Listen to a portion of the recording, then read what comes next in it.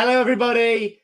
Welcome along to the stream preview for Hull City versus QPR. Hope everybody is well. Welcome along.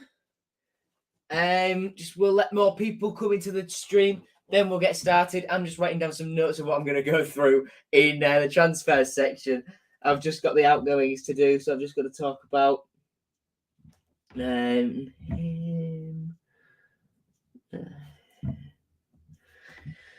I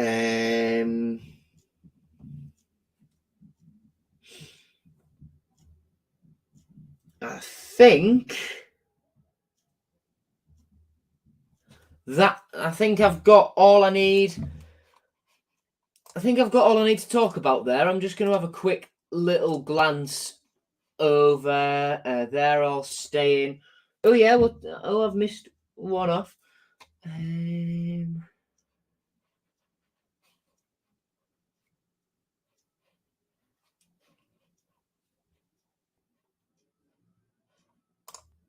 Yeah, got everything.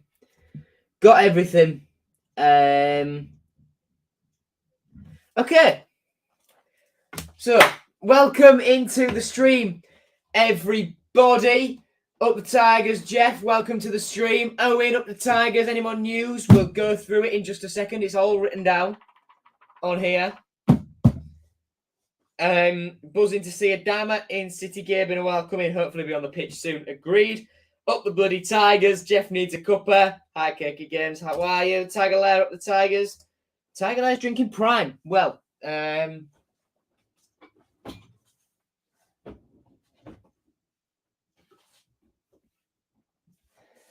oh yeah.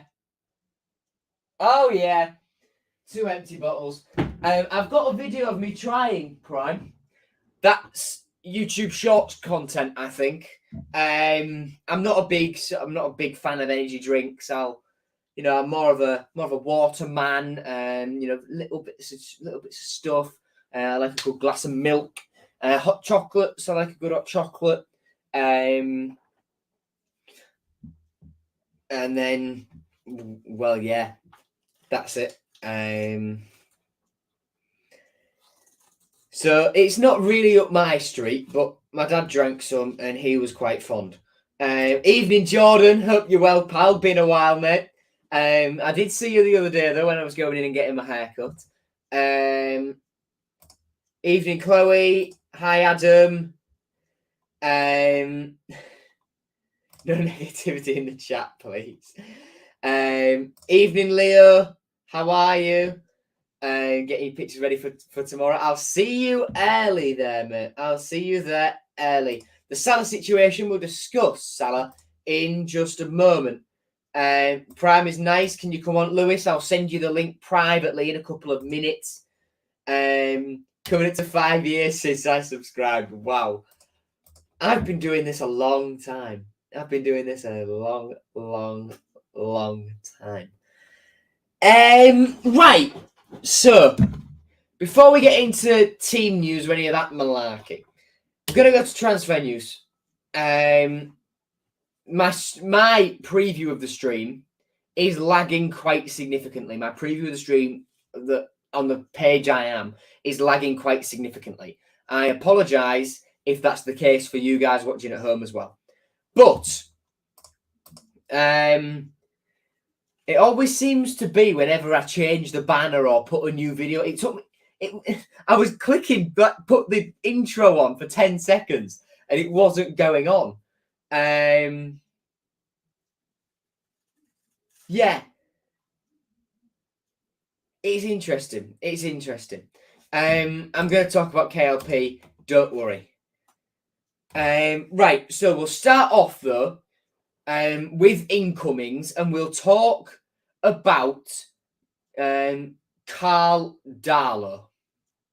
First of all, Tan Kesler and Liam Rosenior have confirmed that is a done deal. The only reason he isn't in the building yet is because Newcastle wanted him to play a part in the first leg of their Carabao Cup semi-final.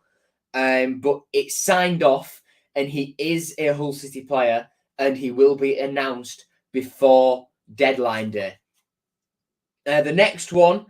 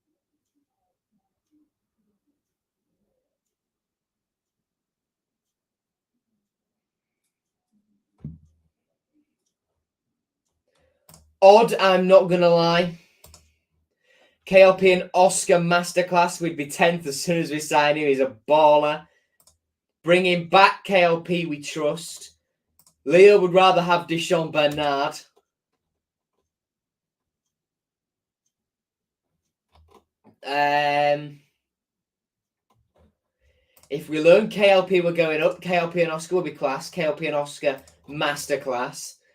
I'd take him back in a heartbeat, but unfortunately, I don't think it'll happen, and he'll fight for his place at Brentford. I think KLP would lose face coming back, so wouldn't want to. That's a very, very good shout, Jeff. I didn't think of it that way. People who say we don't need KLP and that are saying they wouldn't take him back are lying. We might go up if we loan him in. Get Bernard and Marcus Maddison back. All right, pal. Why are we rumoured for all these players? We need to trim the squad. Good point. Rafinha's squad trimming operation hasn't gone particularly well this window, I think, because Dodo's gone out on loan, but he's still going to come back. Brandon's gone out on loan. He's still going to come back. We've only really got rid of Vale and of Randell Williams. And we've already bought two players in. We're going to bring in a third in Darlow at least. There may well be a fourth and maybe even a fifth. Rafinha's squad trimming operation hasn't gone very well. But Coxey is right. Keane has already rejected it. I'll get the article up and read what Baz Cooper wrote to you all.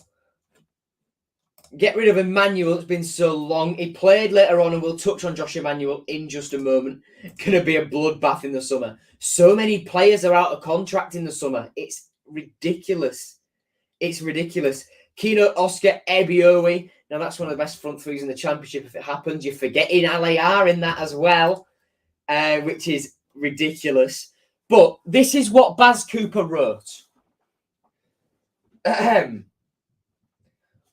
Hull City have this week launched an audacious bid to bring Keane Lewis-Potter back to the club ahead of the transfer deadline on Tuesday night. Lewis-Potter was sold by City in the summer transfer window when Brentford paid $20 million to sign the Hull-born attacker, and he has since made 9 appearances in the top flight this term. City made a formal enquiry to the Premier League club, but have been rebuffed in their attempts, with Lewis-Potter understood to be keen to remain in West London and continue to fight for his place in Thomas Frank's side. In a further blow to City's hopes of re-signing the 21-year-old, it's understood that the Bees are unwilling to do business for a player they see as a valuable part of their squad moving forward. The Tigers remain keen to strengthen their squad before the window shuts at 11 p.m. next Tuesday and are working hard to make further additions. A deal to sign goalkeeper Carl Darlow from Newcastle United has been agreed in principle, but it is likely to go down to the wire, with the experienced shot stopper expected to be on the bench for the second leg of the Carabao Cup semi-final against Southampton on Tuesday night before completing his move to City.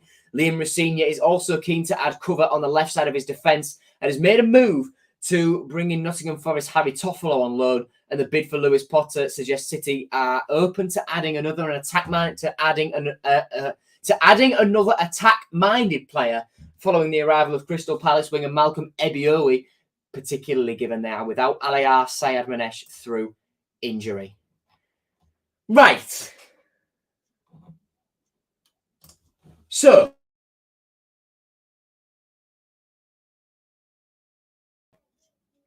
and I've just gone. Anyway, right. So, that's Kino. Now, we will move on to Josh Emmanuel. Now, Baz Cooper wrote a little bit earlier on about Josh Emmanuel that he is set to leave. Rafinha said he's a great lad and he just needs games and he can't offer him those games. So I've done Darlow, Vaughan, Toffolo, touched briefly on Toffolo, but that one is borderline. If I didn't make that clear enough already. Lewis, I've seen your text, mate. I'll just get through this transfer bit and then I'll send you the link, all right, mate? So, first of all, Will, would I take Keane back? Someone said it in chat, anyone who says they wouldn't take him back is lying. Of course, I'd love him back. But as Jeff said, I think he'd lose a bit of his credibility if he were to come back. But I'm not exactly sure where he'd fit into Rosenior's plans. With Ebiowi coming in, with Connolly in, with Ali to still be fit, Traore to come in, Dimmy to come back, still with Longman here. I don't know where he fits, I'm going to be honest. But Emmanuel, he is expected to leave before the window slams shut. James Scott is another one linked with a League One side. That's taking its time to go through. And again, that looks as though it's going to go down to the wire. Harvey Vale has gone back to Chelsea. That is confirmed now.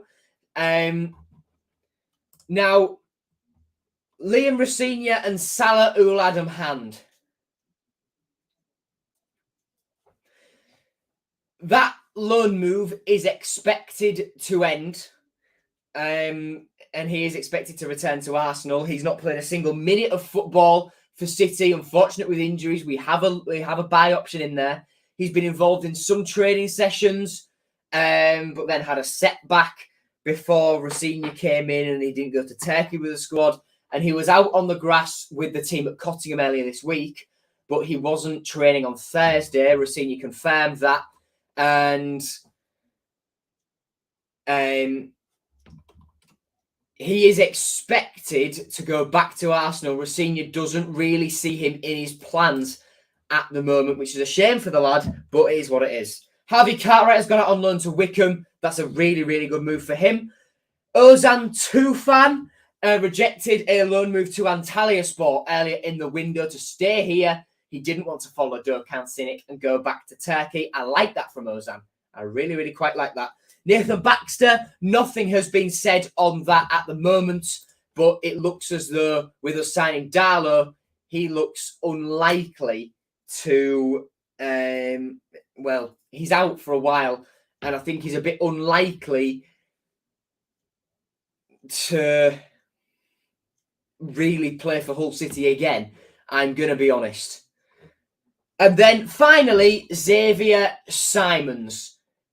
Liam Rosenior likes the kid.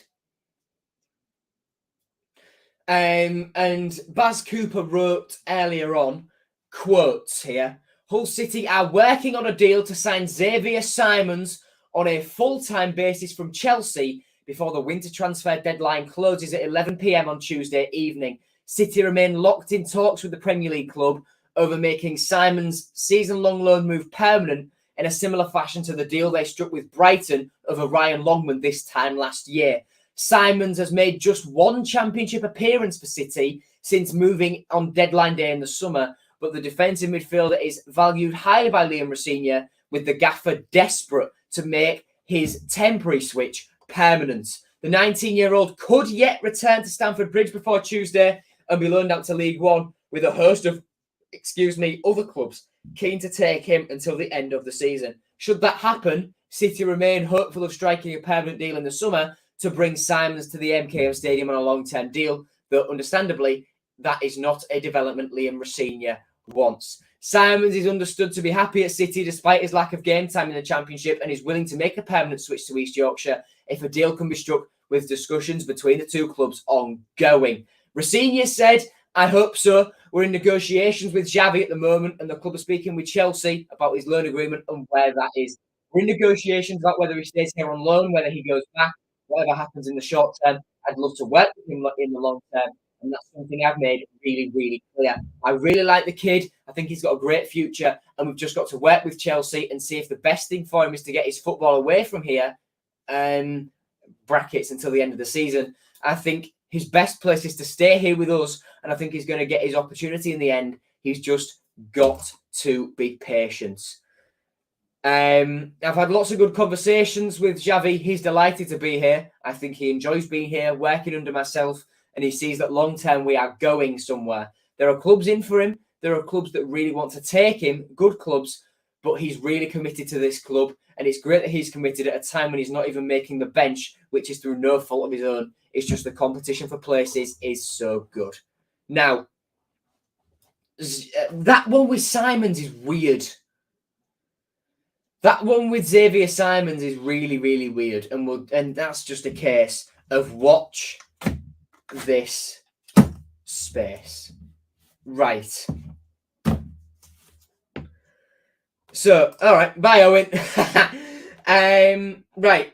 Musa, you say how long is Adama Traore out for? Just quickly let me send the link to Lewis. And then... and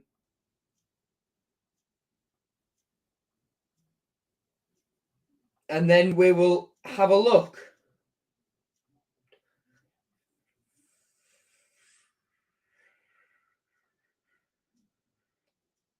Right, Lewis, I've sent you the link, pal.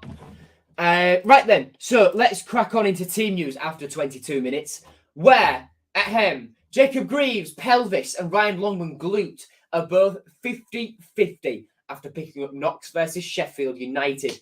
Benjamin Tete is suspended for 3 games after his red card at Bramall Lane. He will return versus Norwich City on Valentine's Day. A bit of brother on sister action as you walk into Carrow Road for you all down in Norwich.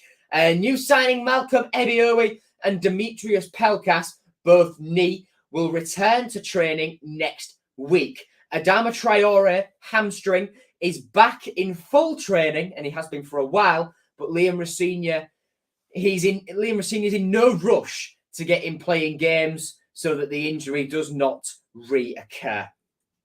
And the remaining absentees are Alias Sayad Manesh, hamstring, Salah Adine Ulad hand, groin/pelvis, Nathan Baxter, ankle, and Vaughan Coville, knee, remain unavailable. Right then. Lewis, your camera's still messed up. All right, mate. Thank you, Jordan. Thank you very much. Hello, G-Boy. I'm very well, thank you. Who do we start? On the wing with Longman and Tete out now and Rossini? It'll probably be centre mids. All right, Joe, it's good seeing you. I'm off to the gym now. See you later, Jordan. Good to hear from you, pal. Forgot Coville existed. Nice. Right, Lewis, I'll add you in once we've gone through Ref Watch because it's processional. And hang on, where's my... There we go. So the referee, because it's not loaded yet. Why has it gone to Burton Albion? There we go. Hull City versus Queen's Park Rangers. The referee is James Linnington. The 2 liners are Paul Hodgkinson and Andrew Fox. 4th official is Mark Edwards. Lewis, welcome, mate. How are you?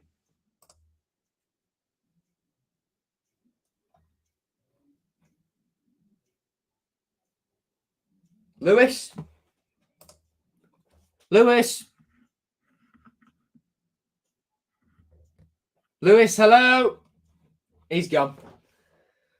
Right. Let's move on, shall we? Just to stats then, while Lewis sorts out his technology related issues. So, stats taken from our last game against Sheffield United. We had a little bit more possession. Shots-wise, pretty even, which is a surprise. And defensively, we had to do a little bit more. That does make sort of sense. I think the stats show it quite nicely here. It was quite an even game where they had the better of it in the first. We had the better of it in the second. But they just put their chance away early doors. And then when you score early, game plan goes out the window. Text from Lewis, not sure what's happened. Restarting computer. Okay, right, let's get moving on again, where we'll go to head looking at QPR's side. I keep losing where I share the thing from. But, okay, so QPR under Neil Critchley, new manager after Michael Beale joined Rangers. They play a 4-2-3-1 sort of style with Seny Dieng in goal in the last game, as always. And in the last game, the back line was Ethan Laird at right back, Kenneth Parle at left back, two centre halves, Jimmy Dunn and Rob Dickey. Two holding midfielders where Tim Iroegbunam and Sam Field there. Then their wingers were Tyler Roberts on one wing, Jamal Lowe, new signing, on the other, and Elias Chair playing in behind Lyndon Dykes. To come off the bench, they've got Albert Adoma, Taylor Richards, that Dixon Bonner's on loan from Liverpool, Chris Willock. They've got a decent side. That Masterson, he's just gone out on loan. Hammerlinen's a decent defender. They've got a decent team. They've got a very, very decent team. Seny Dieng did score a goal this season. I hope Darlow and Ebiowi play next week versus Cardiff. Do I reckon one of them could start? No. I think Matty will keep it for now, and Ebiowi, I don't think Rossini will risk him for Cardiff. I think he'll make his debut against Stoke. So, current form now then. We'll start with us, where we suffered our second defeat under Liam Rossini the other day. If we go back 5 games, skipping out RFA Cup game 1, 2, 3, 4, 5. 2 draws at home against Blackpool and Huddersfield. 2 wins away against Birmingham and Wigan. And then a 1-0 defeat to Sheffield United. Kicking off this time last week. QPR, that's gone off. That's great. And their last 5, we'll get rid of Fleetwood because it wasn't a championship side. 1, 2, 3, 4, 5.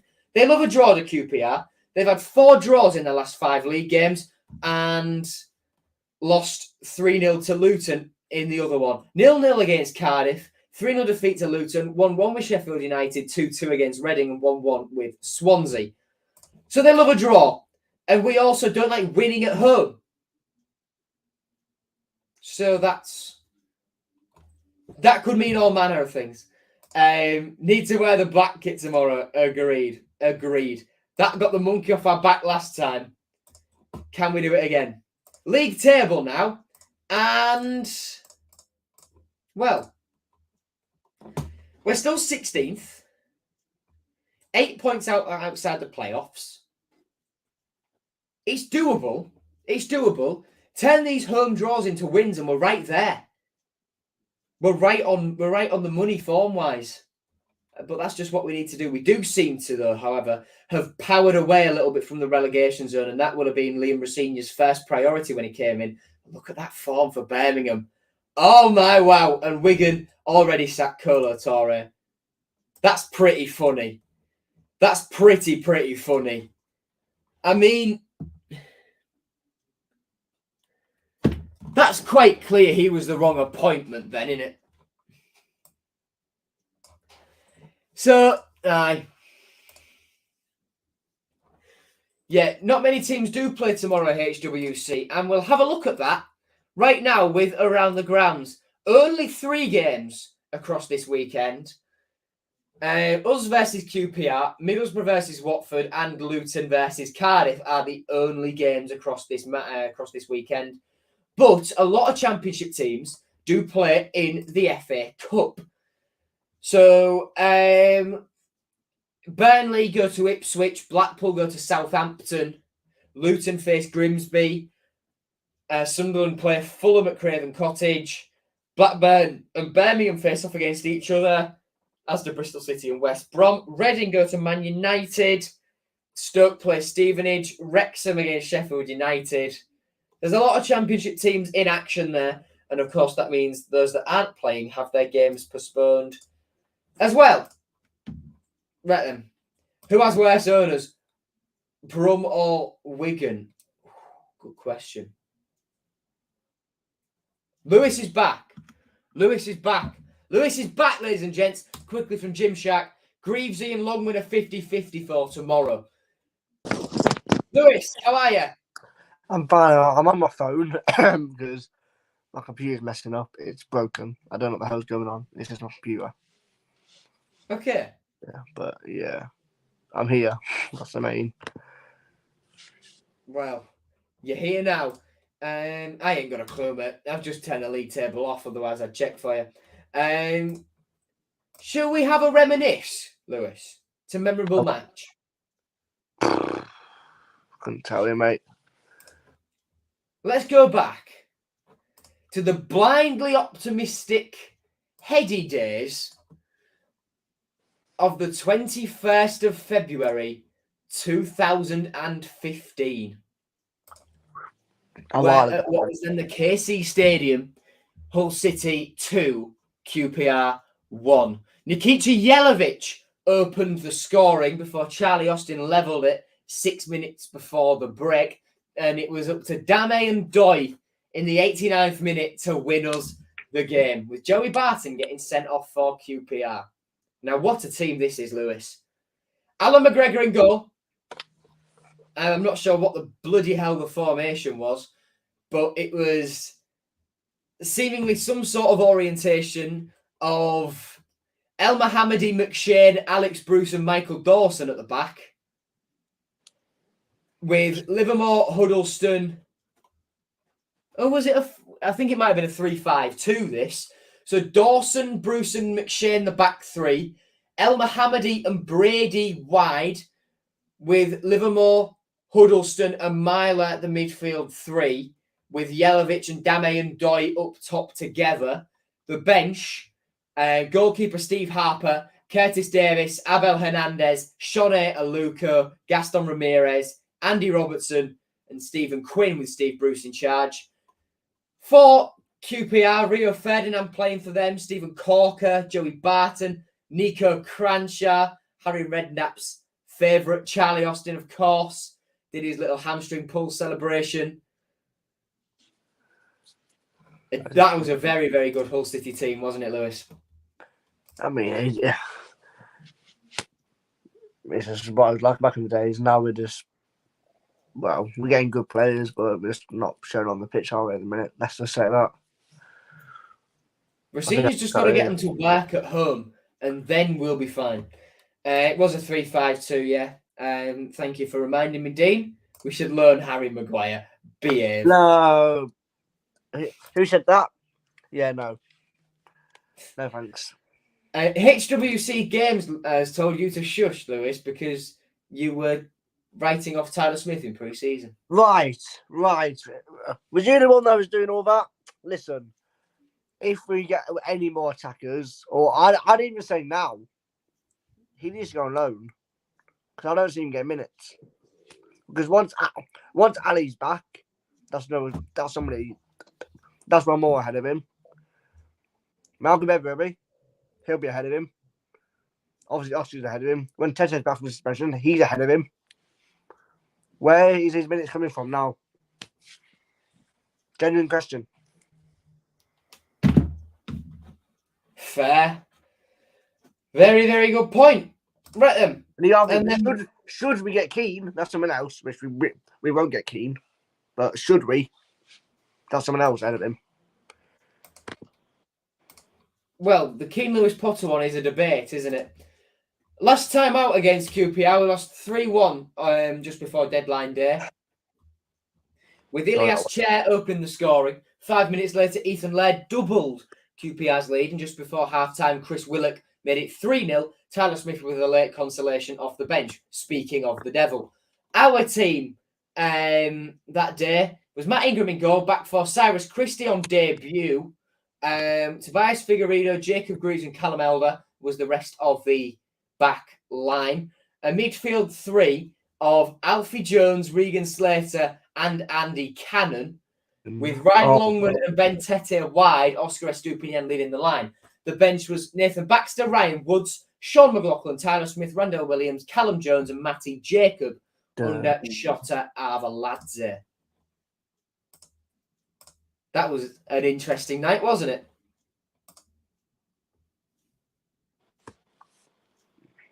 Just a bit. Says everything here. Andy Cannon in his starting lineup. Well, Musa says free Figueiredo. No. Well, if you mean sell him, yeah, sure. I'm all for it. Ashley says, feel like Seri's words about Shota were, Shota wasn't a bad manager, but we didn't have a flaming clue how to play. It was very much like that, wasn't it? And no, Shota is unemployed at the moment. Let's move on to the record, shall we? Where, not going to lie, Probably not great. it doesn't look too good. Oh, quickly, I've just got to get rid of these adverts off the page because no company gets free production, gets free promotion on the old Grandpa Joe channel. Yeah, my computer is broken. Great. Okay, so record, out of our last 4, we've won once. Out of our last 5, we've won once. We've won 1, drawn 1, lost 3. The first of those losses dating back to the 19th of October 2019 when Eberechi Eze absolutely ripped us to pieces. Then just before January, in that game in between Christmas and New Year in 2019, we beat QPR 2-1 at their place. Then back in the Championship, after our League One promotion winning season, they beat us 3-0 at home in our first home game of the season. We then went to their place and drew 1-1, where Marcus Forss scored his only goal as a Hull City player. Then earlier this season, we lost 3-1. Marcus Forss playing on the wing a lot now for Michael Carrick at Middlesbrough, and he's apparently doing quite well. Yeah, surprise. That is one hell of a surprise, isn't it? Just a bit. Just a little bit. Shed shirts. You're right there, Lewis. Yeah, I'm just trying to get the computer working. See if there's any chance of this working again because, you know, the joys. The joys, eh? The joys. Shed shirts will go for Mark Pugh. He was on loan from us in 2019. Joined us in the January on loan from Bournemouth. In 14 appearances, he scored 3 times for us. And for QPR, after leaving Bournemouth, he joined them, was there for a season. In 31 appearances for the R's, he scored twice.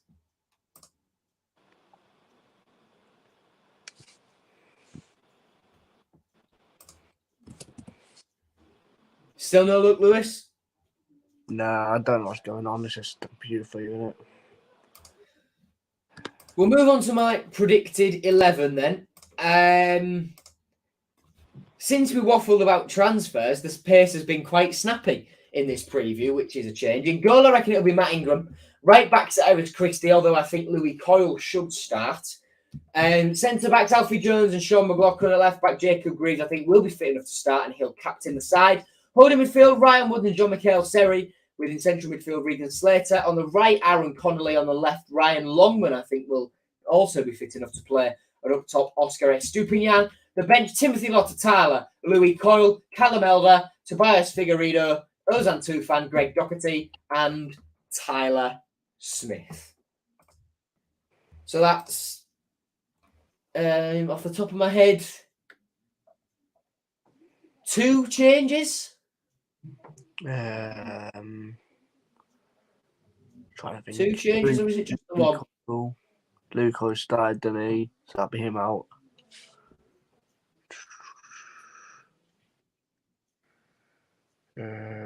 Doxy started, so that'll be him out. That's 2. Yeah, there's 2 changes in it. Woods coming in and Longman coming in. Did Longman up? No, didn't he? If we play both Coyle and Christie, Coyle should be the winger. Well, yeah, he should start over Christie. Christie didn't look interested in the last game. There again, I don't think we was great altogether. So, yeah. Well, yeah, not in that first half. Ollie, you have an agenda against Louis Coyle. I don't get why. Oh, actually, that reminds me. I've got a story to tell you all. Oh, no. So, buckle up, everyone. So, my mate Luke, he's in the chat quite a lot. He had a few drinks on the train down to Sheffield. He was sat a couple of rows in front of me and my dad with a couple of my other mates. Sat a row in front of them were Louis Coyle's family. Tommy, no. Joe, and Rocco. And he was saying he was crap. Luke, when Louis Coyle made a tackle, he was slagging him off a bit throughout the game as Lewis's screen goes blank. He was slagging him off a bit throughout the game, and then when Louis Coyle made a tackle in the corner, really good tackle, Luke shouted, "Well done, Greasy." Oh my God. Tommy Coyle then turned round to him and said, "Do you know who I am?" Luke goes, "Mate, I ain't got a clue." To which Tommy says, "Well, I'm Louis Coyle's brother." And Luke goes, "Now I know who you are." And Tommy threatens to smash his face in and put his foot in his mouth. And Luke apologised. And then one of my other mates, Henry, he jumped in and said, "Well, no, to be fair, Tommy, he has apologised. Just let it go." And then Henry got a bit of flack from Tommy Coyle as well. But Luke then came to me, climbed up the rows after he saw me, and says, "I've just shit myself. I've just basically offered Tommy Coyle out for a fight." And then he said it ended on a handshake, though. Still, because you're talking about the current Hull City captain right back, whereas 2 seats down next to Tommy Coyle and who I'm guessing the mum or something is potentially a future player for City. Yeah, so it was Tommy in the middle, Joe on one side, Rocco on the other. Oh, no, that's a howler. That is an absolute howler. He had a bit of a mare there, didn't he? But he said to me, "I probably won't remember it tomorrow morning." He still remembers it. He probably done, does he? No, he still remembers it. So would I, to be fair, because you've just been offered by a boxer. You've been offered out for a fight by a boxer who's won many, many belts in his time. That's a stinker. Absolute stinker. To be fair, though, he said greasy because Louis Coyle's hair was wet. To be fair, I got to understand. That's why he said it. I don't know where it was. I think it was this season. It might have been like late last season, where one of my mates was away day in that, and he hated Ryan Longman. Was this where Longman's family were like right next to him or something like that? No. So concourse. He got chatting to just a few people. Turns out they were friends with Long. Turns out that they were Longman's friends. So he was saying, he's a great player, isn't he? He's just another Indian manager thinking, I just want to say he's crap right now. There's just going to be a time when somebody just says something and they just get banged out by a player's family. Yeah, there will. And I think Luke was very on the edge there. Hit people who say, "Do you know who I am? Give over just because you're famous or well known."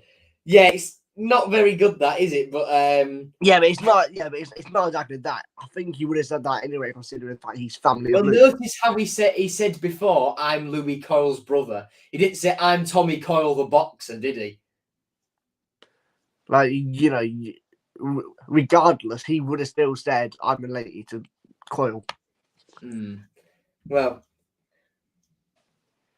anyone else think Slater or Dot are not similar on the pitch? I've asked many people and they can't see where I'm coming from. I can't see where you're coming from because they do look different, but they do a similar job and they were both absolutely anonymous against Sheffield United. And I agree with Coxey. Slater should be dropped for 2 fan. He was awful back at Bramall Lane. Slater may well play for Sheffield United. Predicted score, everybody. Looking ahead to QPR. Get your score predictions in chat. Lewis, what are you thinking? It's going to be no cigar, is it? We're at home. We're at home. It's not going to be a defeat, so we will get a point. I don't think he's all that, and I'm being serious. I don't think they're all that. Yeah, I don't rate them either. Yeah, I reckon Willock, Chair, apart from that, I can't really think of many. Who's their striker nowadays? I don't know what's his name. Lyndon Dykes. Oh, no, I hate him. I can't stand him. I actually hate him. Sean McLaughlin pockets him. I reckon we break our home duck. 2-1 win. 1-1. Great. 1-1. Keep the draws coming. Come on. No, keep the draws coming and make sure it's done before the 97th minute so I don't leave early. I left 30 seconds early. I got to the bottom step. I got to the last step of the East or Chris Chilwell, whatever you want to call it, stand, and I hear a massive eruption. I'm like, I don't know if that. I don't know if that's Huddersfield won the game, and it's just going to start flooding out now. And then I heard the stadium announcer, "Goal for City." Stupid, yeah. And I just looked at my mate and went, "You're taking a mick." I sat there for 97 minutes and watched crap.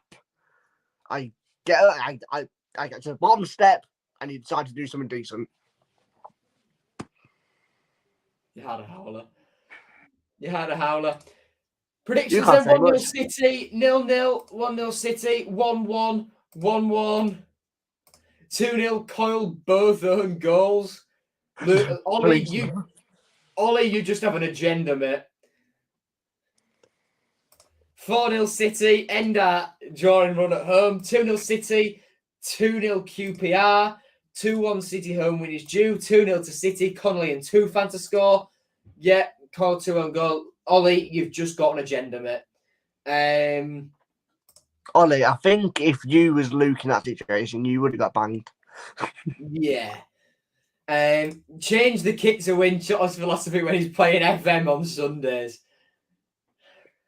We'll only win if in the black kit. Won't see it coming. I agree we need to wear the black kit.